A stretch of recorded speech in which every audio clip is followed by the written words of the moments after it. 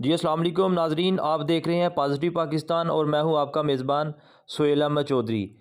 जी नाजरीन, तो जैसा कि आप जानते हैं कि पिछले काफ़ी दिनों से पाकिस्तान में एक हिजान था कि नया आर्मी चीफ़ कौन आ रहा है, और ये एक बड़ी सारे उतार चढ़ाव के मराहल के बाद फ़ाइनली आज पाकिस्तान में नए आर्मी चीफ़ का ऐलान कर दिया गया है।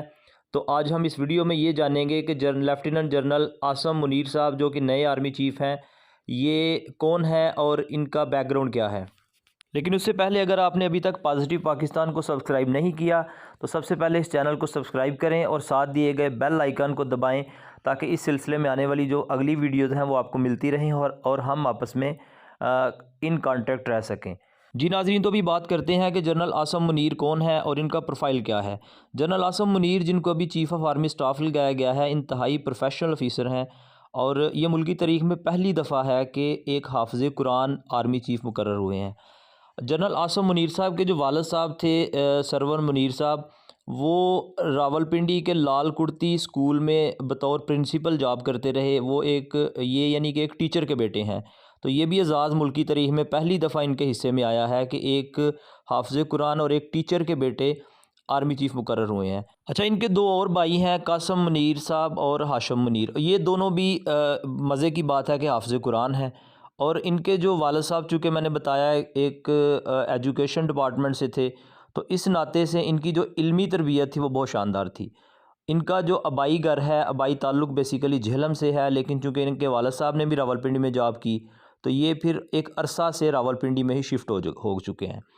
जनरल आसम मुनीर साहब को फ्रंटियर फोर्स रेजिमेंट की 23वीं बटालियन में कमीशन मिला था, और वो अपनी तरक्की और मौजूदा यानी कि चीफ़ ऑफ आर्मी स्टाफ बनने तक इससे कबल एक 3 स्टार जनरल के तौर पर क्वार्टर मास्टर जनरल में बतौर क्वार्टर मास्टर जनरल GHQ में तैनात थे। और ये भी मज़े की बात है कि ये भी मुल्की तारीख़ में पहली दफ़ा हुआ है कि एक क्वार्टर मास्टर जनरल के तौर पे काम करने वाले 3 स्टार जनरल को आर्मी चीफ़ मुकर्रर किया गया है। इन्हें सितंबर 2018 में लेफ्टिनेंट जनरल के ओहदे पर तरक्की मिली थी। तो उन्होंने 27 नवंबर 2018 को बतौर ISI सरबराह चार्ज संभाला था, यानी कि उन्हें ISI का सरबराह 2018 में 27 नवंबर 2018 में मुकर्रर किया गया था। अच्छा, इनका जो पीरियड है बतौर ISI सरबराह, वो मुल्की तारीख़ का मुख्तसर तरीन जो है वो समझा जाता है। इन्हें सिर्फ 9 माह बाद ही अचानक से 2019 में कोर कमांडर गुजरांवाला तैनात कर दिया गया, और ये वहाँ अपनी प्रोफेशनल ज़िम्मेदारियाँ अदा करते रहे। अच्छा, उससे पहले ये DG मिलिट्री इंटेलिजेंस और फोर्स कमांडर नादरन एरिया के तौर पर भी अपनी खिदमत सर अंजाम दे चुके हैं।